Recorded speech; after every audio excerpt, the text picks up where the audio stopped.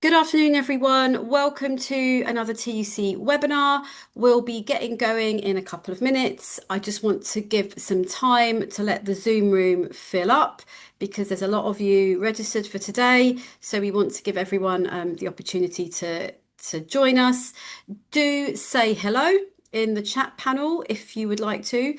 Tell us your union, where you are in the country, and we'll be getting going in a couple of minutes. Great to see some of you already saying hi.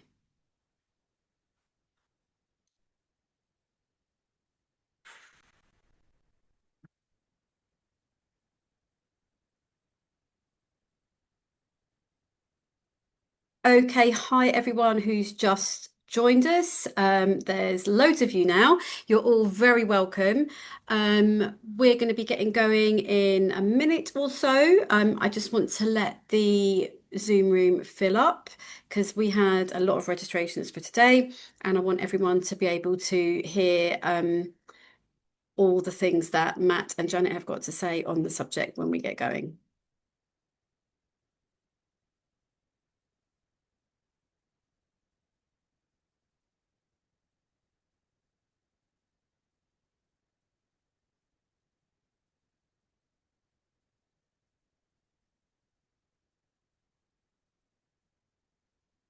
Okay, everyone, I will get going with a little bit of webinar housekeeping before we move on to the subject of today. So, big welcome to everyone. Whether this is your first TUC webinar, you're very welcome. If you have been to one or more before, welcome back. I'm Anna from the TUC, and I'm joined by two speakers today, Matt Penfold from Acas and Janet Williamson, who is my colleague here at the TUC. I'll be getting them to speak a bit more about their themselves in a second.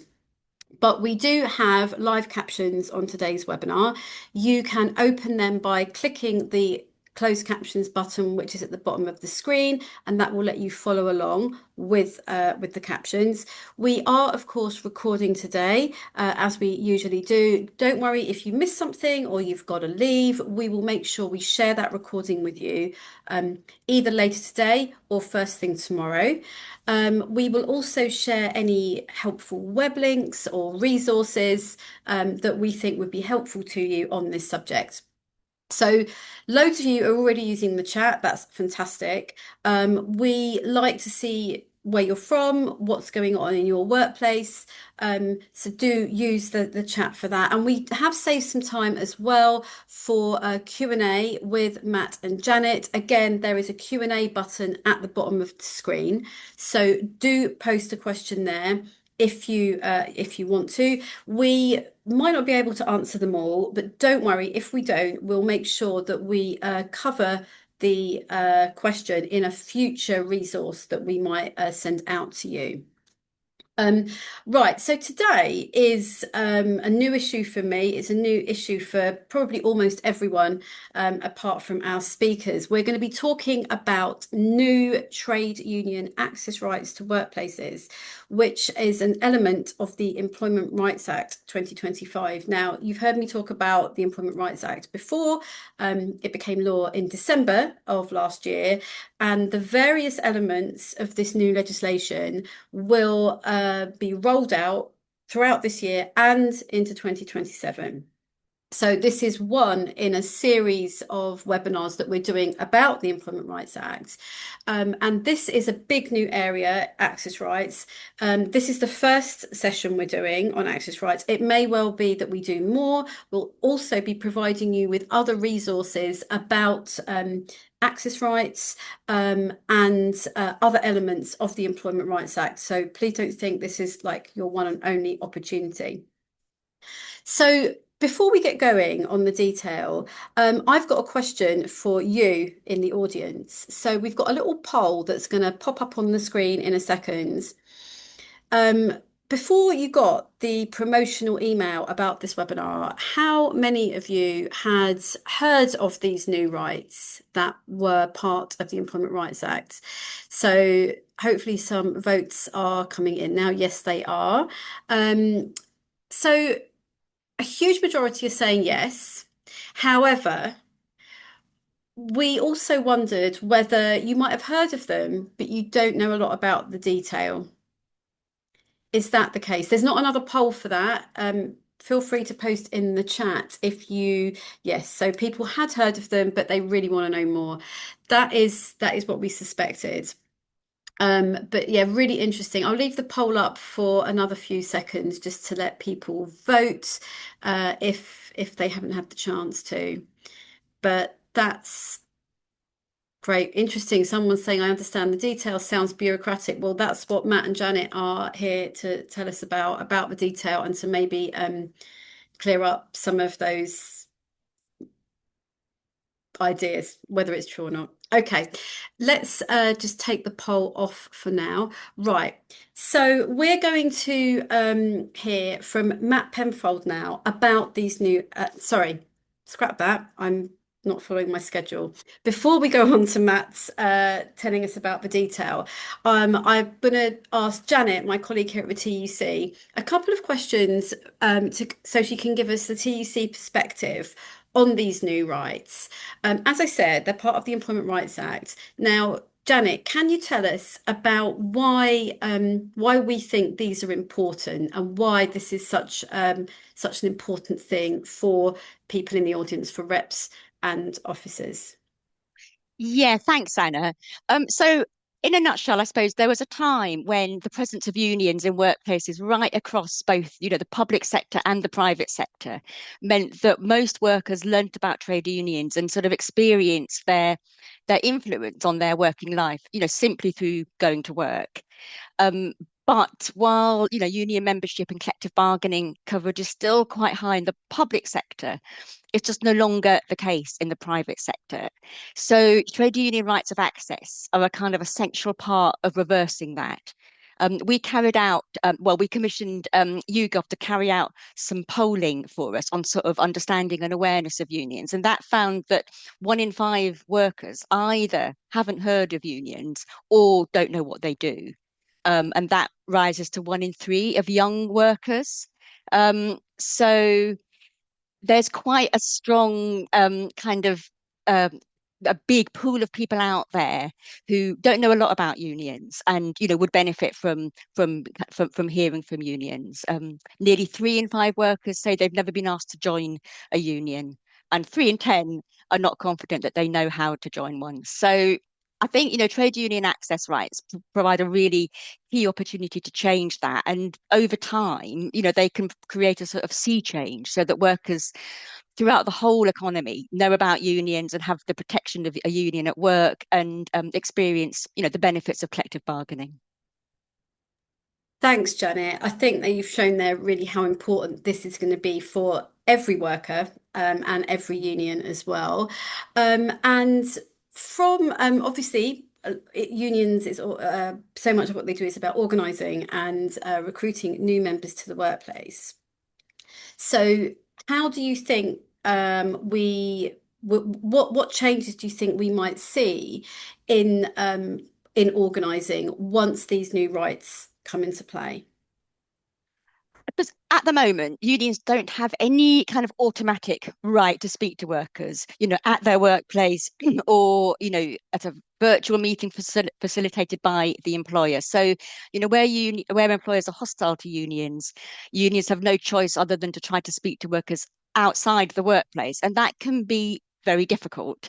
Unions can try to hand out leaflets outside a workplace or speak to people as they leave work, but that's not always possible. And then if you think about people working remotely, and perhaps at home or in remote locations, it becomes even more difficult to actually reach out to workers and and speak to them. So that direct access to workers to speak to them either in person or virtually that unions will gain from these rights should be, a real game changer in terms of organising. Well, I think we all hope that's going to happen. And I think we we're ready to move on to hear from Matt now. So Matt Penfold is works at Acas and has worked with us a lot on getting the word out about trade union access rights. So, Matt, I'd like to hand over to you. Can you tell us, first of all, like what we mean by these new access rights, and what we're trying to do with them, before we move on to the procedure and how we go about them? Yeah, thank you, Anna, and nice to hear your words as well, Janet, about the new rights to request access to workplaces. Um, in terms of a headline of what they're trying to achieve, Anna, I think I'd have to lean on what the government intended. So Labour's plan to make work pay. Um, Within the raft of paperwork that accompanied those announcements was a desire to expand collective bargaining and union presence in workplaces. So that's what the purpose is. And despite now somebody in one of the comments had said that the new access rights are sadly watered down by, and then an unnamed recent prime minister. Um, I I I think that the access rights are going to provide a very strong platform for trade unions with the requisite resources to be able to expand that collective bargaining and increase membership. Thanks, Matt. So, can we move on to I know what you've prepared for us Hmm. on what we mean and what people need to do. So I think we're just loading up the presentation now. Okay. All Hopefully right. everyone can see that. So I'll hand over to you to run through the detail and the Hmm. procedures of what people need to be doing to get this access. Okay. All right. Thanks for that, Anna. Inevitably, there'll be a few words about myself and ACAS as well, but fundamentally, that will be the introduction. And then I want to move on to the right of trade unions to access workplaces. Indeed, it should really say to request access to workplaces. Now, that will be a legislative change that will come in and go live from the end of October. That is the current plan. Just a caveat at the bottom of that first slide there. Here we are today, 22nd of July. Um, I am not anticipating that very much, if anything at all, will change to the current picture on the Code of Practice and Access legislation before that go live date. I did notice that somebody else has questioned in the comments a bit earlier at the front end of this webinar where it was unclear if unions were pushing for any changes to this legislation before it goes live. I'd be surprised if there were any changes to this legislation before it goes live. All I want to just point out is that I know what I know as at today. So it's the 22nd of July. If you're looking to utilize the information that I'm sharing with you tomorrow, it's on you to double check that the position hasn't changed. Okay, but this is the position as at today. Yusuf, would you mind just moving on for me? So you can put all of that up, Yusuf, and I won't dwell on this. So some of you will have used ACAS. Others may not be so familiar with us. I mean, ACAS is an organisation that is funded by the taxpayer. So we are given government funding each year to provide dispute resolution assistance, whether that be for individual workers or assistance where there is a trade dispute.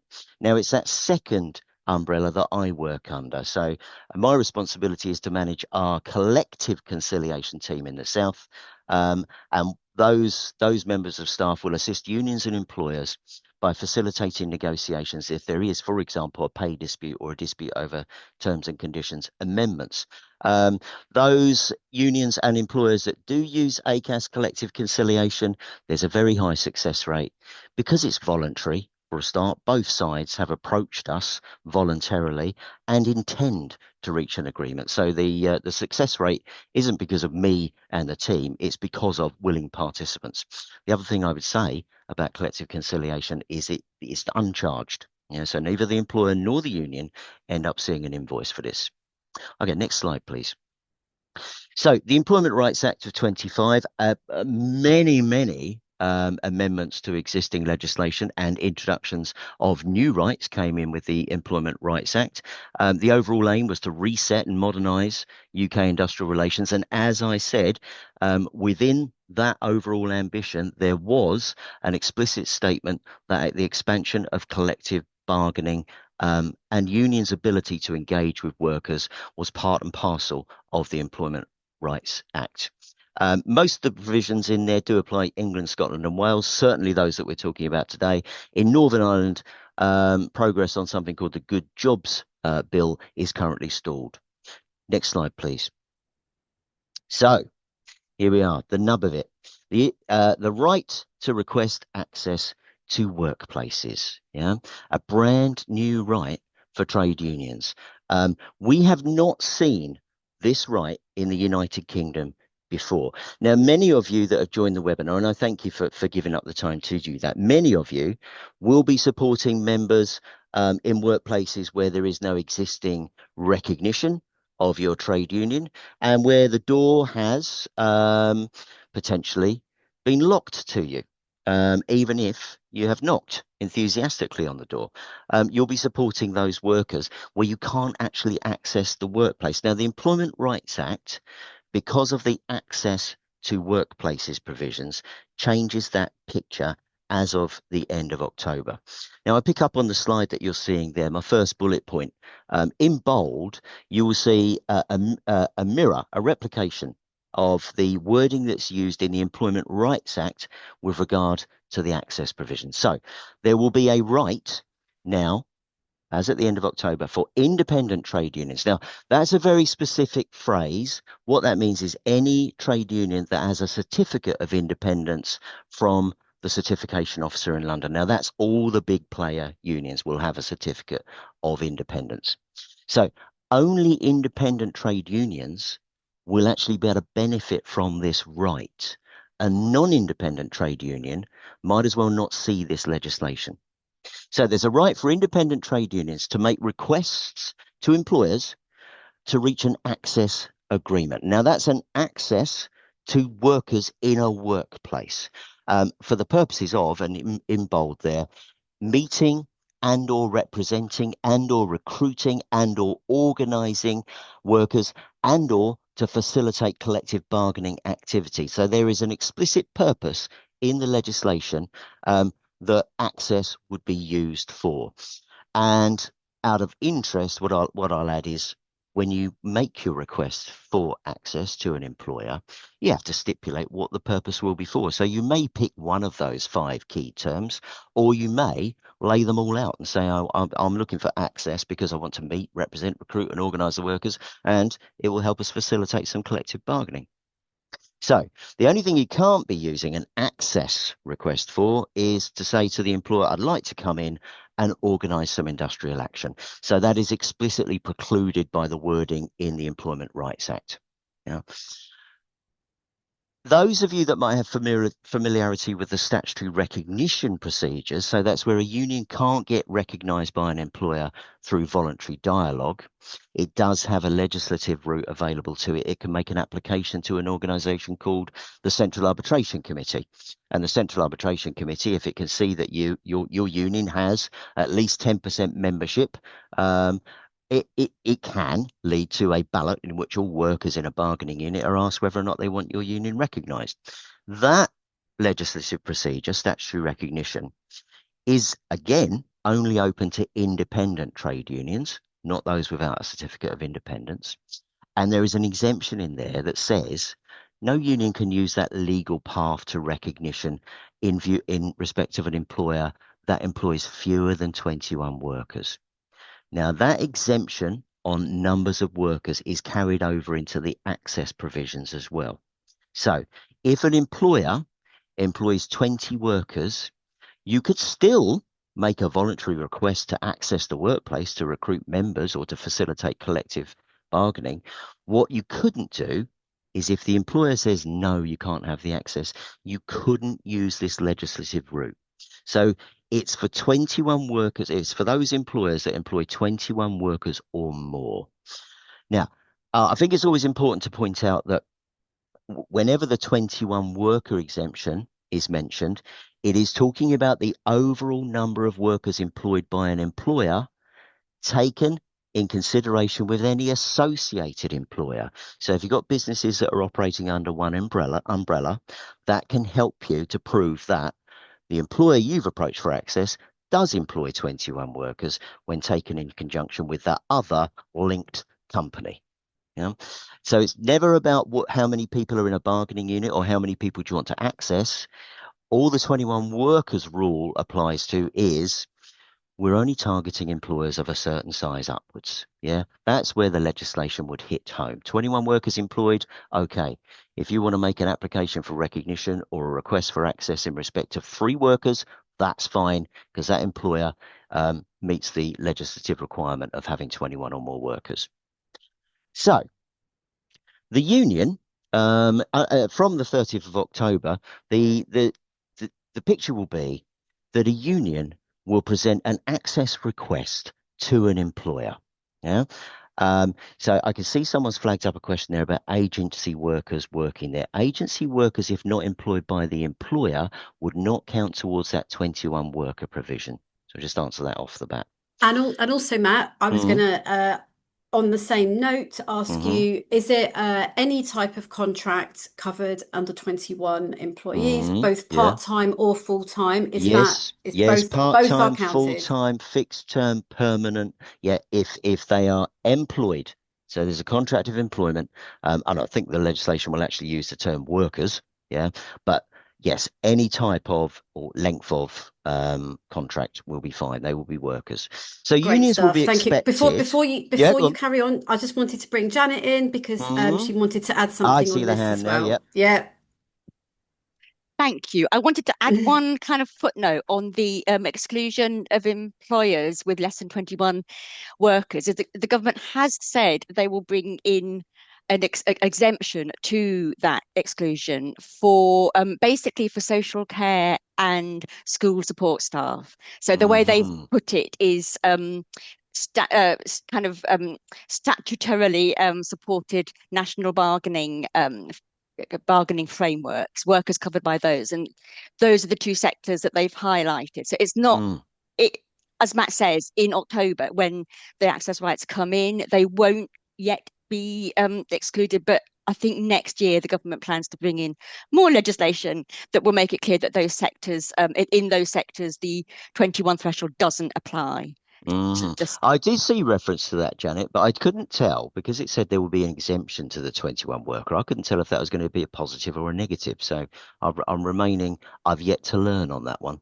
So the expectation will be that the union, an official of the union, will present an access request to an employer.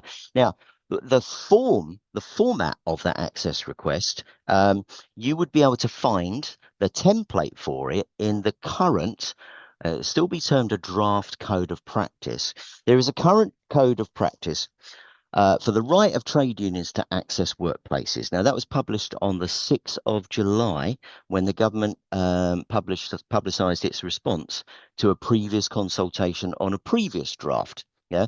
So at the moment, I'll fast forward in terms of this will appear on a later slide as well. From the 6th of July, we had available to us probably a code of practice that we are likely to see be the live one on the 30th of October. So you can access that through the internet. And what was also published was the statutory instrument that will bring that code of practice and all the requirements and procedure to life. So it'll be set out in legislation as well. So in that draft code of practice, there is a template access request form. So all the information that a union will be required to give an employer when requesting access can be found in the DBT, Department for Business and Trade, current code of practice publication. Yeah.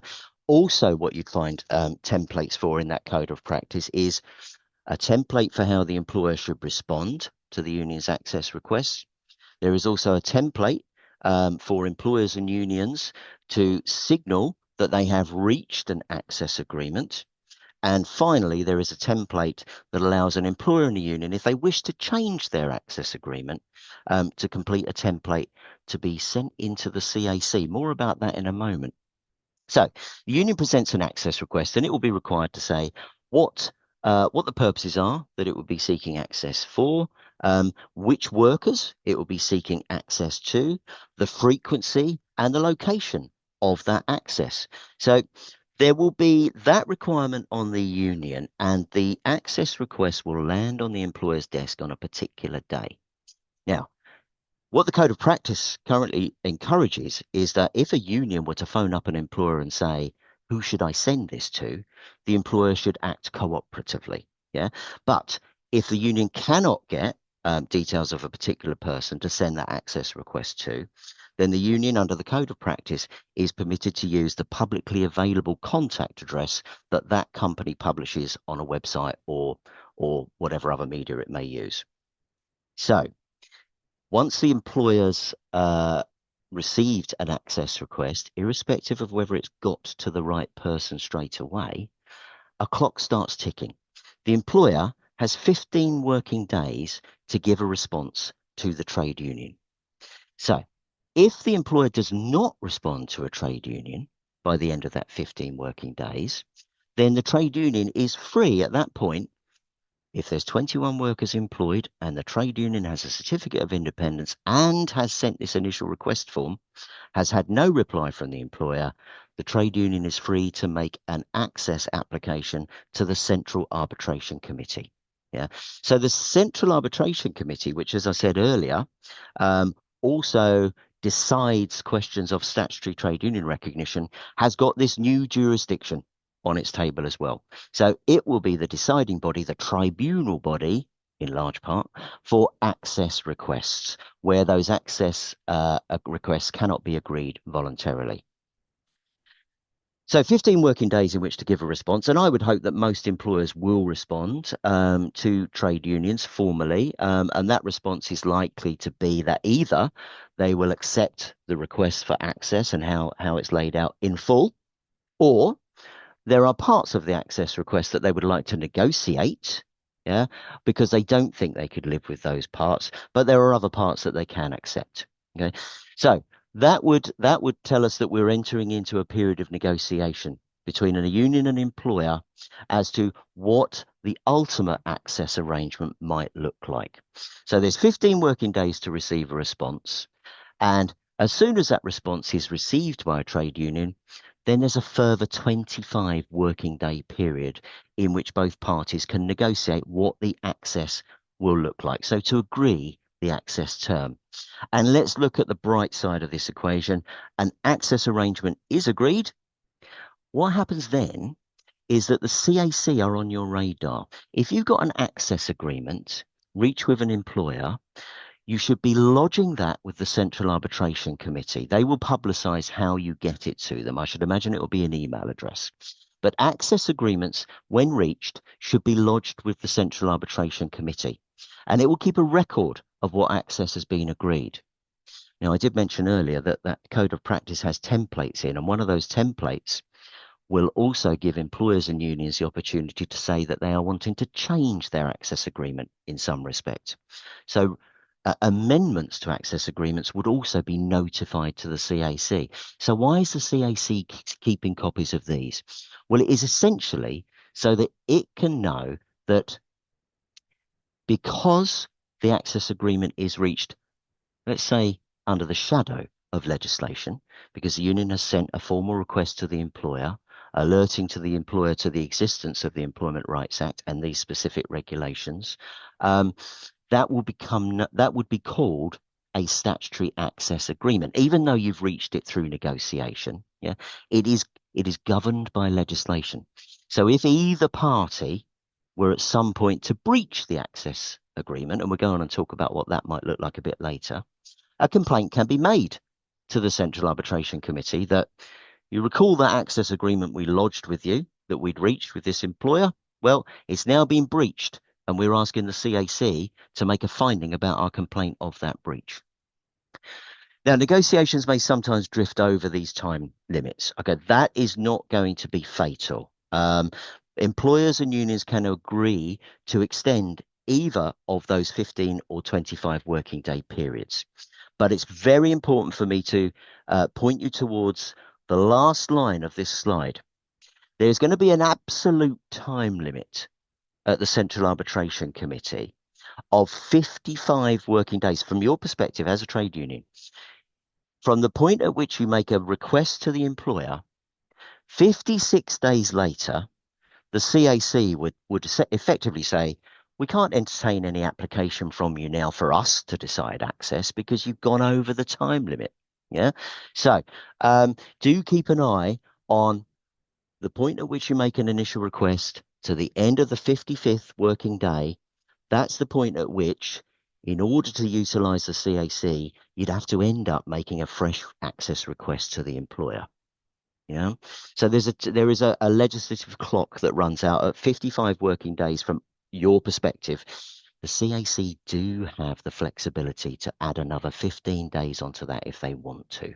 Yeah. That's why I've got 70 after that forward slash. Yeah. So the CAC might decide the union has approached us saying it can't agree access, so therefore can we decide it? But the union have come to us on day 60. Okay, well, the union's only just learnt that the employer had actually perhaps withdrawn from the negotiation. So we will live with the fact that the union seems to be a bit later than the 55 working days. I'm going into too much detail there. Time limits will apply. Keep an eye on them. Yeah, you can agree extensions. Okay. So next slide, please.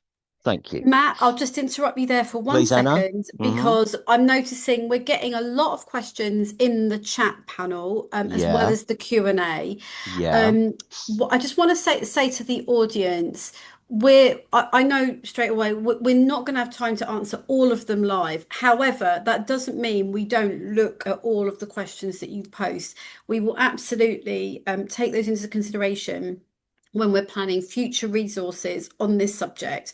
So do keep posting them. We will download them all and incorporate what you're asking into future resources to try and help with the guidance on this. So yeah, really pleased to see so many of you raising issues and asking how it would work in practice. But back to you, Matt. A fabulous level of interest. Yeah, I'm not surprised. Okay, so an access request is lodged by the trade union. The employer and the trade union enter some negotiations, or the employer simply says, no, I'm not willing to entertain it. In either scenario, negotiations fail or rejection, the union can make a request to the Central Arbitration Committee to determine these questions: whether access should be given. Okay, so that's a yes or a no. And if it's a yes, access should be given, then what constitutes reasonable access? And let's headline here that the presumption, and you'll find this in the Code of Practice as well, is that only in very exceptional circumstances would access not be given by the Central Arbitration Committee. So let me tell you what those exceptional circumstances would be. One, the employer employs fewer than 21 workers. Okay, no. Okay, that rule was already set out. We can't, as the CAC, order access in respect of an employer that employs fewer than 21 workers. The other reasons that the CAC could say no to an access request would be that it is shown by the employer that allowing access would put at risk national security. Now, that doesn't mean that all secure workplaces are going to be able to say no to access. It means, will national security be put at risk? That will be a high hurdle for a union, for an employer to meet, evidentially, and the CAC will be very, I think the word is chary, which is wary of and reluctant to decline access just because somebody says there are security implications. So, national security being at risk, or putting at risk the prevention or detection of crime at that particular point in time. Yeah. Okay. So those would be circumstances in which the CAC, if it heard those arguments from the employer, could say, we will not order access under the legislation. The other reasons that the CAC could decline a union's request for access, and I believe that this may have come up in some of the questions in the chat. If there is already, now bear in mind that when you request access, you will state to which workers you want that access. So if the CAC establishes that there is already an independent trade union recognised in respect of one or more of those workers, then that one or more of those workers would not have an access agreement applied to them. You know? So I think the simplest example might be that there are warehouse workers and there are drivers at the Basingstoke depot.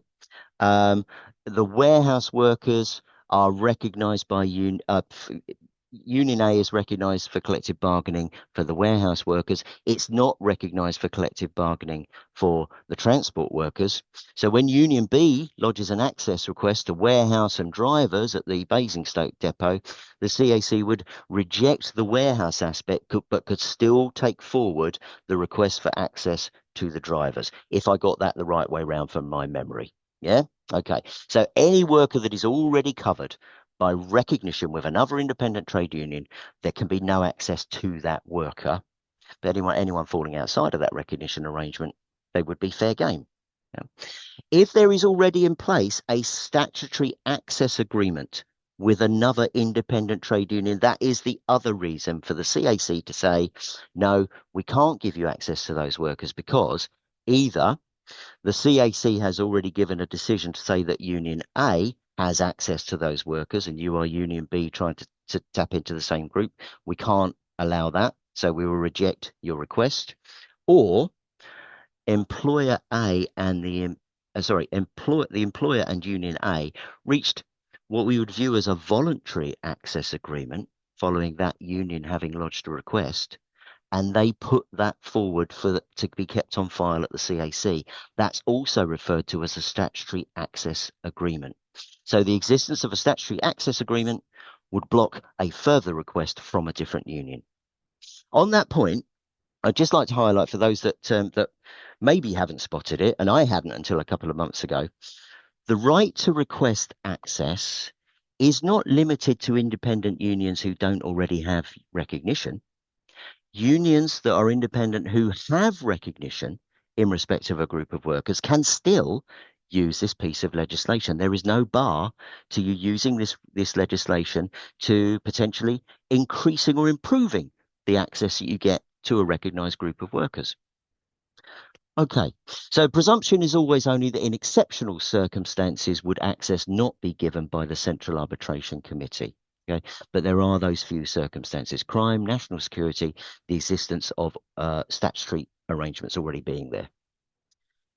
If access is agreed by the parties, by the employer and the union, and that access agreement is then sent in to the Central Arbitration Committee, as I said, if there is a breach of that access agreement, which people might commonly think that's only going to happen by an employer's actions, but it could equally be a trade union's, and certainly the law allows for a breach complaint to be lodged by an employer. Okay, but let's say that an employer cancels an access meeting, and it's with unreasonable notice. Perhaps the union official has even arrived at the workplace already, but it's been cancelled and there's no decent explanation. That would potentially be grounds for a union to complain to the CAC that there's been a breach of the access agreement. Now, what the CAC would do is that they'd have to assess whether or not the complaint was well founded. That's special legal terminology for the Central Arbitration Committee. Has it got good grounds for making that complaint? Do we uphold that there is that complaint? And if we do, as the Central Arbitration Committee, the first action the CAC, if I can start calling that, would be to order some remedial action by the offending party. Yeah. So it would order steps to be taken that would reverse the impact that breach had had. So there's always a sort of, here's your last chance. However, if there was then a further breach, or of course, the offending party didn't take the remedial steps, then the CAC can move to the consideration of fines. And that fines regime, let me stress the words up to. Okay, so there's a three tiers of fines that the CAC could apply in a breach of an access agreement situation. One would be up to £75,000.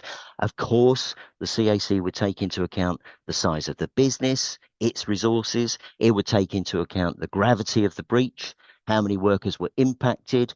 It would also take into account whether there'd been any previous offences. Okay, so up to £75,000. The next tier of the penalty regime is up to £150,000. And the final tier, which is up to £500,000, so up to £500,000, could could be uh, could be used by the Central Arbitration Committee and could be used more than once if there were repeated breaches. Okay, so there is a regime for fines. That money ultimately would be paid to the CAC by the offending party, and the CAC would pass it on to what's called the Consolidated Fund, which means give it to the government. Right. So there was a consultation on the code of practice that accompanies this legislation that closed 20th of May. And as I said earlier, the final code of practice, what I think will be the final code of practice, was released on the 6th of July. And that code of practice plus the statutory instruments that will accompany it and bring this thing to life in legislation, because we've got the basics in the Employment Rights Act, but the detail comes in the statutory instruments, which you can read. I've got a link that would take you to those in one of the later slides.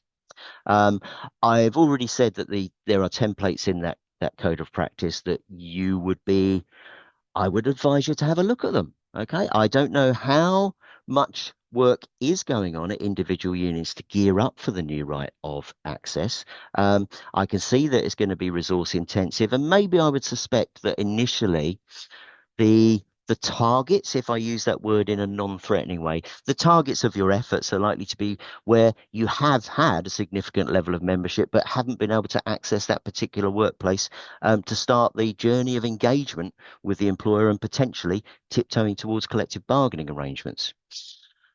The last bullet point in this particular slide references first the opening two words, model terms. Now, that's a new bit of language for me, but it's used in respect of access provisions. And model terms would be looked for by the Central Arbitration Committee. If you like, they're terms in an access agreement that we wouldn't find a cause for concern. And the legislation explicitly, the statutory instrument, when you look at it, explicitly says that if a union is seeking physical access, that's not a cause for concern, and it will not be viewed by the legislation as causing undue interference for the employer or impacting on business. So weekly access is seen as a model term. An access agreement lasting for a full 2 years would be viewed as being a model term. Something longer, the CAC would say, well, that's not a model term. That's something that we might have to refuse access on the grounds of it. So never ask for longer than 2 years. And you can ask for access agreements for any length of time that you choose up to that 2 years. So you might be looking for access just to assist you with the next round of pay bargaining. Yeah. So model terms would include an access agreement that lasts up to 2 years, an access agreement that seeks physical access, because that is the presumption. There'll be physical access. You'll be going in as an official of the trade union, and an access agreement that seeks weekly access, whether that is physical access or digital, if you prefer, if that's what works under particular circumstances. Those would be viewed as being model terms that a union might be seeking in an access agreement, and it would actually allow the CAC, well, one, to view that as an uncomplicated access request. Okay, so you'd have a fair chance that you're going to get it. Two, the CAC might avoid putting in place a 3-person tribunal to hear your application, and they might just appoint a chairperson acting on their own, so a single person CAC panel. So there are model terms. There aren't many of them, but duration of 2 years or less, weekly access, physical. Okay, those would all be model terms, common, absolutely expected, and the CAC are not to be finding those to be significantly interfering with the employer's running of the business. Next slide, please. Okay, so that is just a screenshot, okay, an excerpt. You've got the name of the new statutory instrument there. Trade Unions Right to Access Workplaces Regs 2026. These regulations are before the Commons and the Lords, okay, for final approvals. Next slide, please. And that is the link there that would take you through to this current iteration of the Code of Practice for the right of access. As I say, that was issued on the 6th of July. We can jump on, please, Yusuf. Views. I'll put that views. I think I'd be fairer if I said it's my views. My views on trade unions' right of access. One, I'm really excited by it. Now, I do think it has the potential to bring a lot of work, both to trade unions, a degree of work for employers, but also work here at Acas. And we have a dedicated team of, there's 24 of us now that provide collective conciliation, so trade dispute assistance across the kingdom. Um, it is a it's a generational change, a significant shift. Can trade unions make the best of it? I believe it is welcomed by the movement overall. Subject to the resource implications for you. I think it will be challenging for employers. There will be many employers, well, there have been many employers that I've met that simply aren't even aware that of the nature of this legislative change. Yeah. Um, in the employer side feedback to the draft code of practice, there was a lot of pushback on from employers who wanted to retain the ability to simply say no, that it would interfere with the running of the business. I think that was never going to fly with the government. And essentially, I could reel off all the arguments that the employer side of the table put forward about amendments to the code of practice. But I think in common with the response to the world of trade unions, the answer was pretty much no, this is what we've got now. Let's all crack on. Yeah. Um, so challenging for employers, and I think employers will need a lot of support. That can come from you as well, from officials of trade unions. I think the nature of the approach can dictate the nature of the response. I work for Acas, so I'm expected to say that. I do believe this will be a likely precursor to a lot of collective bargaining journeys, trying to get recognition at particular workplaces, and it will be a game changer for seeking recognition, being able to drive up that membership level when if you take it in tandem with the changes to the recognition regime, which now only require you to show you've got 10% union membership in your chosen bargaining unit to get an application accepted at the CAC, that's not a high hurdle to get over when you couple it with the ability to get in there and start recruiting. So we remain available at ACAS to offer assistance impartially to both sides of the table. I'd urge you in the run up to October the 30th, if you want some input from ACAS at team meetings, etc., you want maybe even this type of session and a bit of workshopping, it would be with the ACAS aroma, of course. So it's all about jointness and impartiality, but I'd be happy to come along and share our knowledge and what we discussed in such settings. We'd never breach your confidentiality with the employer side of the table. So happy to assist there. And please, if you make an access request to an employer and you don't get the most positive of responses, bear us in mind because we can help that conversation. We know what the law says. We know that the presumption is access. It's helpful for some employers to know that that presumption is there and know what the alternatives might look like to negotiated resolutions. So I'm going to stop there, leaving the getting in touch slide on the screen, so that, of course, if you do already work with a local collective conciliator, continue to use them. But if you feel you're going to use this for the first time, second bullet point there, that our customer services team will hook us up. Thank you very much. Thanks, Matt, for that. I think marathon amount of information. There was an incredible amount of detail. I'm going to just ask Janet a couple of questions in a second, but I want to acknowledge again that we've had a huge number of questions. Mm-hmm. I think we're pushing 50 questions in the Q&A section and a lot more in the chat. And we will pull all of these off and work out a plan. To answer these for people in the audience, and we'll make sure that you all get sent the resources that we produce. But Janet, before we look to a couple of those questions, I wanted to ask you what you think union reps and officers can be doing now to prepare for this. As Matt said, we've got until the end of October. And what sort of things can people be putting in place now before this law comes into force? Yeah, absolutely. So I think the first thing is to talk to your union's kind of national organising team about where you'd like to apply for access and, agree some access targets with them, just so that there is, coordination within the union. it's sort of come up in Matt's presentation and quite a lot in the chat, but be aware that unions do need to avoid overlapping access requests if possible. So in some cases, discussions between unions may be necessary to avoid this. I mean, just to sort of expand on that a little bit, it's not the case that if an employer recognises another independent union for collective bargaining for some workers, that just means that if you applied access to those same workers, you will probably be turned down. But there were actually relatively few employers that actually recognise a union for every single worker that they employ, quite apart from the fact there's obviously loads and loads of employers who don't recognise unions at all. But it's overlapping in terms of the worker, not the employer. So, and you can have more than one union applying for access at the same employer as well. I don't know how much detail it's helpful to go into on all of this. I mean, unions can make joint applications. That could either be for the same workers, in which case the access would be shared.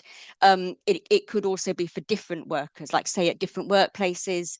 If it was at different workplaces, the access wouldn't be shared. So it is complicated, and I've seen references to paragraph 55 in the code. So yeah, happy to go into that in more detail if helpful. But just be aware that it will be helpful to discuss with other unions, but possibly.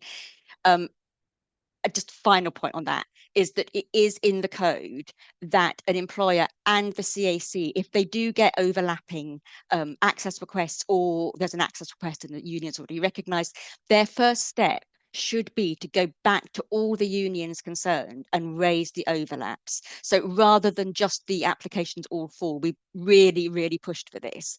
The first step should be going back to the unions and letting unions, perhaps resolve any overlapping request, turn it into a joint request, or not, in which case, yes, the CAC does have the power to reject, but there is scope for resolving those overlaps. I just really want to stress that, because I think it's a really key point in terms of these rights working well and fostering, collaboration and coordination between unions, rather than competition. So a lot on that point. So, but just going back to other preparatory things, familiarize yourselves with how the process works.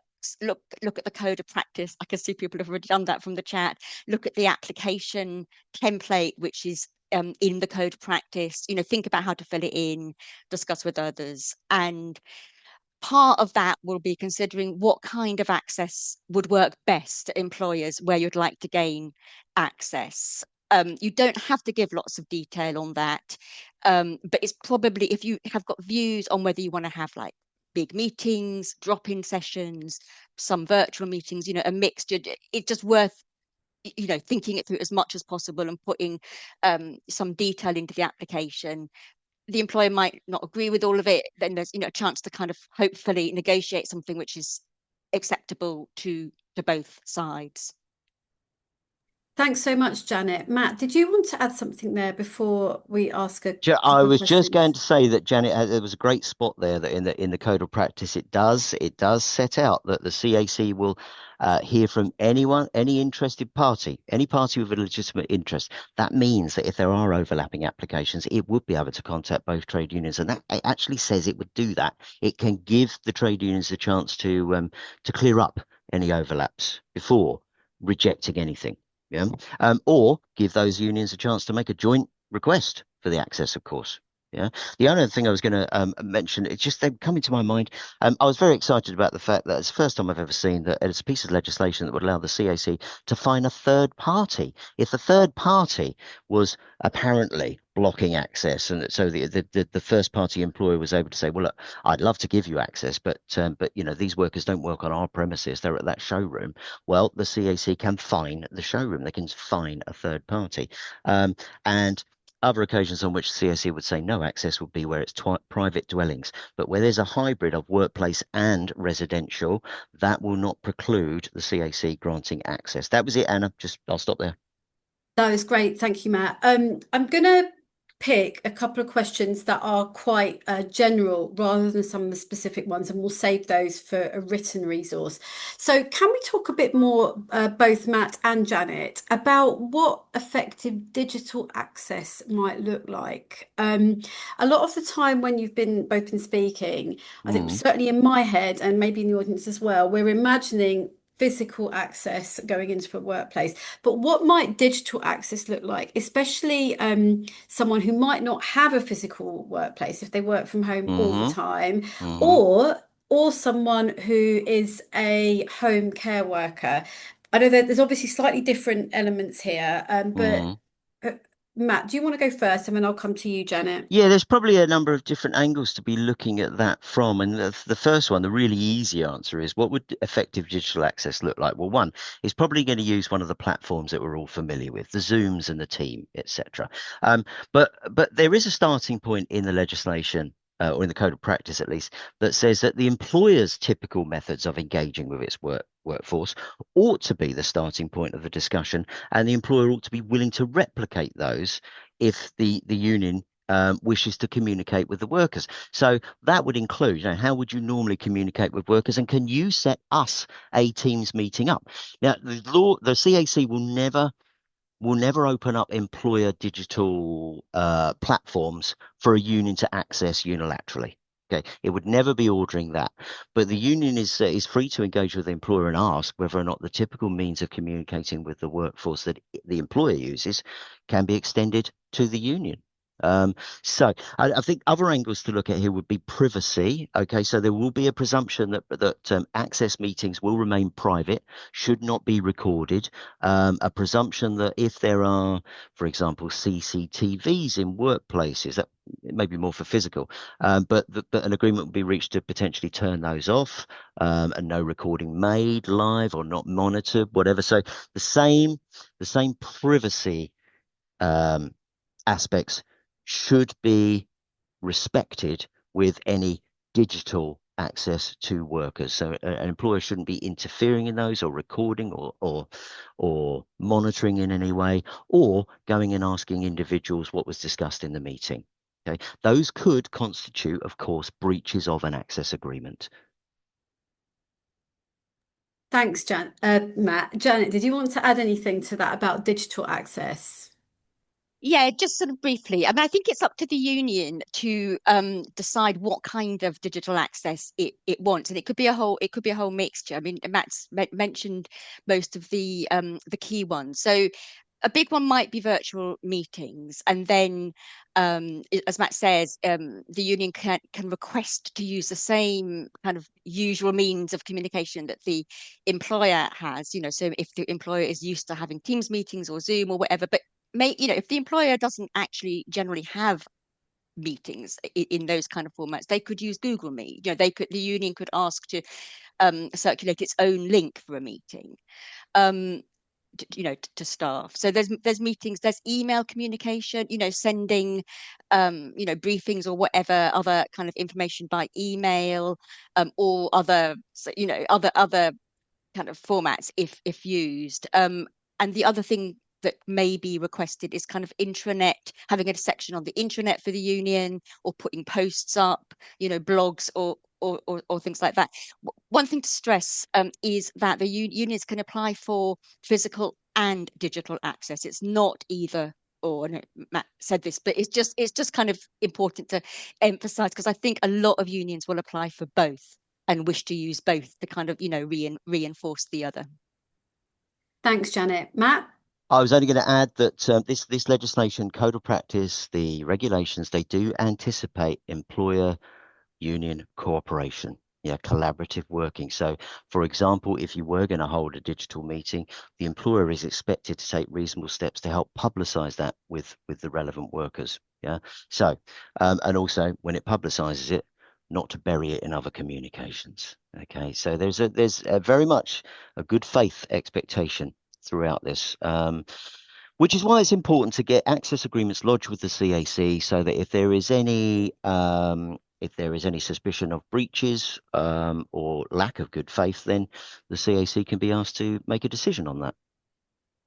Thanks, Matt. Before I put another question to Janet and Matt, I wanted to mention as well that once enacted, we're going to be asking you all for your experiences of these new access rights so that we can feed into a review of the changes. As we've said, it's not until the end of October that it starts, so it will take us into next year. We will keep in touch with you all, and we will be asking you to send us examples or case studies of how this is working out in practice.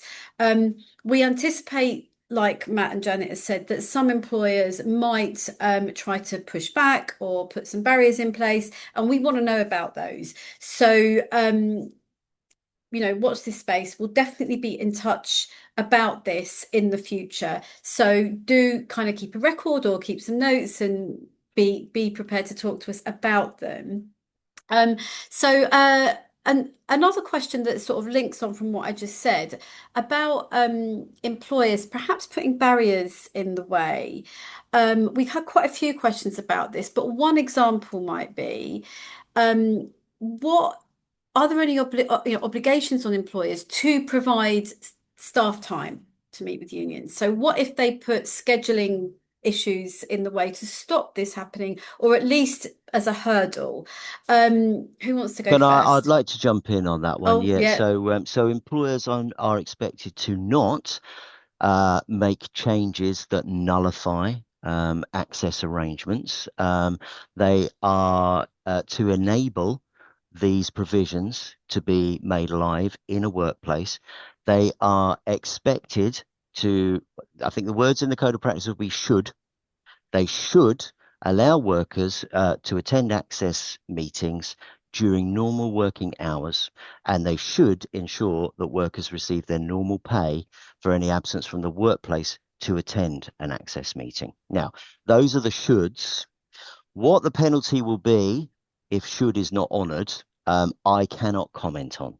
Yeah, but in the code of practice, the expectation will be that it's in normal working hours and people are paid for the time they attend the access meeting.